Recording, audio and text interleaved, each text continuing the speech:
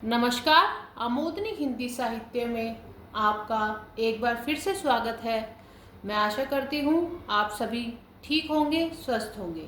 जैसा कि आप जानते हैं एनटीए यूजीसी नेट जेआरएफ का भारतीय काव्य शास्त्र का सिलेबस अभी हमारा चल रहा है, जो कि हिंदी साहित्य का एक महत्वपूर्ण भाग है। जो पाठ्यक्रम का जो भी एग्ज़ाम की दृष्टि से यूजीसी नेट ने जो हिंदी साहित्य का सिलेबस दिया है, उसमें भारतीय काव्य शास्त्र क्या है, एक महत्वपूर्ण विषय है।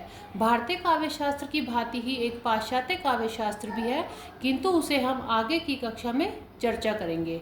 तो जैसा कि आप जानते हैं कि हमने अभी तक भारतीय काव्य शास्त्र के किन किन पहलुओं पर चर्चा की है, तो वह है काव्य का स्वरूप, काव्य लक्षण, काव्य के तत्व, और अभी जो हमारा विषय चल रहा है जिस पर हम विचार कर रहे हैं वह क्या है, काव्य हेतु। तो काव्य का स्वरूप कैसा होता है ये हमने आपको बताया था। काव्य के लक्षण अर्थात काव्य की परिभाषा कौन कौन से भाषाओं के विद्वानों ने क्या क्या बताई थी, ये हमने आपको बताया था। उसके बाद हमने आपको बताया था कि काव्य के तत्व अर्थात किन किन तत्वों से मिलकर काव्य बना, जैसे कि भाव तत्व, शब्द तत्व, अर्थ तत्व, बुद्धि तत्व और आपका कल्पना तत्व। ये 5 तत्व हमने आपके महत्वपूर्ण बताए थे। बहुत सारी परिभाषाओं में से जो चुनकर हमने संगठित कर निकाले थे कि ये 5 जो है महत्वपूर्ण है, जैसा कि भारतीय काव्य शास्त्रियों ने कहा कि ये 5 तत्व के बिना कविता नहीं हो सकती। वैसे ही हमारा जो विषय चल रहा है वह क्या है, काव्य हेतु। काव्य हेतु का अर्थ आप क्या समझते हैं, हमने आपको कल भी बताया था। काव्य हेतु का अर्थ होता है काव्य का कारण, अर्थात काव्य किन किन कारणों से मिलकर बना है।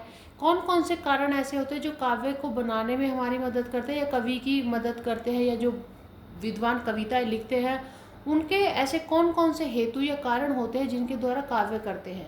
तो जैसा हमने आपको बताया था कि अगर हम विश्लेषण करें सबका, हमने एक आध आपको कल विद्वान भी बताए थे, कुछ काव्य के हेतु भी बताए कि किन के द्वारा काव्य होती है। तो हमने जब विश्लेषण के आधार पर आपको बताया था, हमने क्या कहा था आपसे कि प्रतिभा, व्युत्पत्ति और अभ्यास, ये 3 क्या है, प्रमुख काव्य हेतु है। जैसा कि काव्य जो तत्व है उनमें से हमने 5 तत्व चुनकर आपके सामने रखे थे कि महत्वपूर्ण होते हैं, ऐसे ही काव्य हेतु में 3 तत्व महत्वपूर्ण होते हैं, जो है प्रतिभा, व्युत्पत्ति और अभ्यास। व्युत्पत्ति का अर्थ क्या होता है, जैसे कि बहुज्ञता, मतलब बहुत सारी चीज़ों का जब ज्ञान हो जाता है, किसी काव्य का या किसी भी चीज़ का ज्ञान हो जाता है बहुत सारी चीज़ों का, तो उसको कहते हैं बहुज्ञता। व्युत्पत्ति का अर्थ यहाँ पे बहुज्ञता से होता है, ये हम आपको आगे बताएंगे।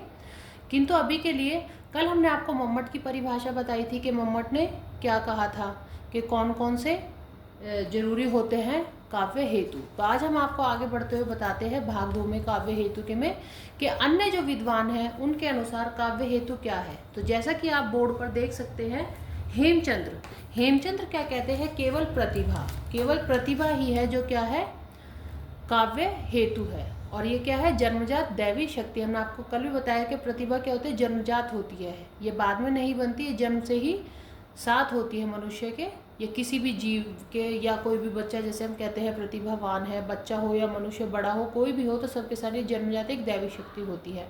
उसके बाद आप दूसरे देख सकते हैं जगन्नाथ क्या कहते हैं कि काव्य हेतु कौन सा होता है, केवल प्रतिभा, इन्होंने भी यही माना है।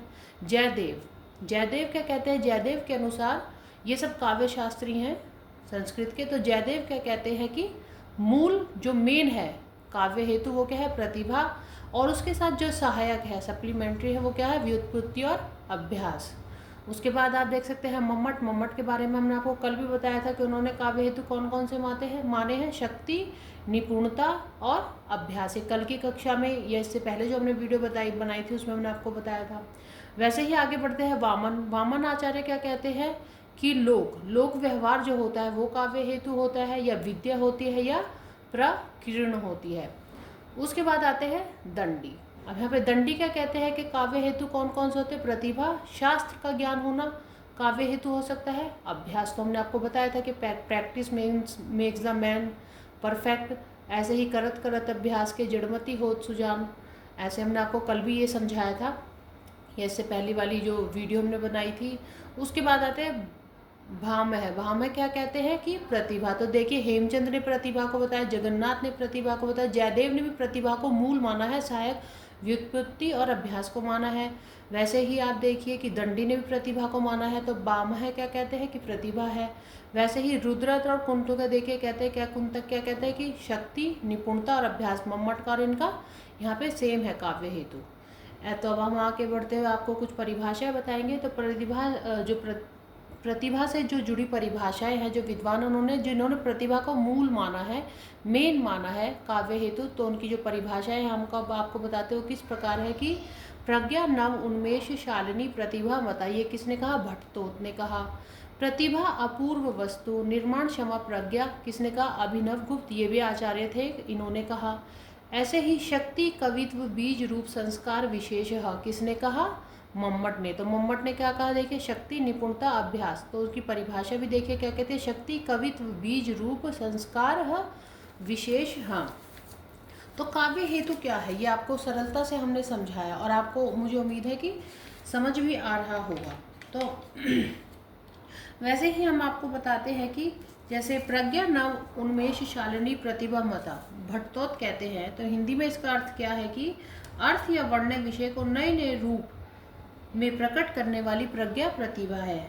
प्रज्ञा क्या होता है? इंट्यूशन। ये आगे हम आपको समझाएंगे जब प्रज्ञा के बारे में आएगा विद्वानों को मत, तब आपको हम बताएंगे। ऐसे ही प्रतिभा अपूर्व वस्तु निर्माण क्षमा प्रज्ञा, अपूर्व वस्तु के निर्माण में सक्षम प्रज्ञा प्रतिभा है। ये कौन कहते हैं? अभिनव गुप्त। वैसे ही शक्ति कवित्व बीज रूप संस्कार विशेष मम्मट कहते हैं ये। तो इसमें क्या है? शक्ति अर्थात प्रतिभा कवित्व का बीज रूप विशिष्ट संस्कार है, अर्थात कवित्व के लिए बीज की तरह मूल रूप से उत्तरदायी शक्ति ही है।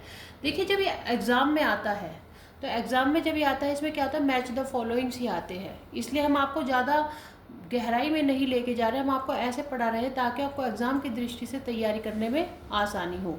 वैसे ही आगे बढ़ते हुए आप देख सकते हैं कि तो एग्ज़ाम की दृष्टि से जो आपके लिए उपयोगी हो हम वो आपको कराना चाहते हैं यहाँ पर। तो देखिए विश्लेषण के आधार पर हमने आज भी तीन जो चुन कर जो तीन बताए हैं वो क्या है? प्रतिभा, व्युत्पत्ति और अभ्यास। तो व्युत्पत्ति के बारे में हमने आपको बताया था कि व्युत्पत्ति का अर्थ क्या होता है। तो विभिन्न, देखिए सुनिए, मैंने आपको बताया था कि व्युत्पत्ति का अर्थ क्या होता है? बहुज्ञता। तो मैं आपको एक बार इसकी परिभाषा बता देती हूँ कि विभिन्न काव्यों, शास्त्रों और लोक व्यवहार से प्राप्त किए गए ज्ञान को व्युत्पत्ति कहते हैं। विभिन्न काव्यों, शास्त्रों और लोक व्यवहार से, जो विभिन्न काव्यों से हमें ज्ञान मिलता है, शास्त्रों से हमें ज्ञान मिलता है और लोक व्यवहार से जो हमें ज्ञान प्राप्त होता है उसे ही व्युत्पत्ति कहते हैं। तो मैंने वहाँ पे देखिए लिखा है बहुज्ञता। बहुज्ञता का अर्थ होता है मतलब बहु का मतलब बहुत सारे, आप जानते ही होंगे, और ज्ञता मतलब ज्ञान। जहाँ हम बहुत सारे से जब हम ज्ञान हमें मिलता है उसे कहते हैं व्युत्पत्ति। तो अभ्यास का आपको पता है कि निरंतर प्रयास करते रहना ही अभ्यास है। तो पास, ठीक है। उसके बाद तो प्रतिभा को जो मेन माना है, तो अभी के लिए आज की जो ये कक्षा है इसके लिए इतना ही। कल पार्ट 3 कराएंगे हम आपको काव्य हेतु का। तीसरा पार्ट शुरू करेंगे जिसमें जो थोड़ा बहुत काव्य हेतु का बच गया उसे हम शुरू करेंगे। मैं आपसे ये अनुरोध करना चाहती हूँ कि एग्ज़ाम की दृष्टि से इसके अनुसार पढ़ते रहें। आपको एग्ज़ाम में बहुत ज़्यादा हेल्पफुल रहेगा, ये उपयोगी रहेगा ये कंटेंट आपके लिए। उस दृष्टि से पढ़े जिस दृष्टि से आपका एग्ज़ाम पास हो, ना कि हम यहाँ पे काव्य हेतु चल रहा है, भारतीय काव्य शास्त्र चलता है तो हम भी आचार्य बन के बैठ जाए। हमें ये सब नहीं करना है, क्योंकि हम यहाँ पे एग्ज़ाम निकालने आए हैं, शास्त्री या भारतीय काव्य शास्त्र के आचार्य बनने नहीं आए हैं। तो उस हिसाब से पढ़िए। इसका पार्ट 3 जो है वो हम जो थोड़ा बहुत बाकी इसका बचा है वो हम आपको आगे की कक्षाओं में कराएंगे। आज के लिए धन्यवाद। आपका दिन मंगलमय हो।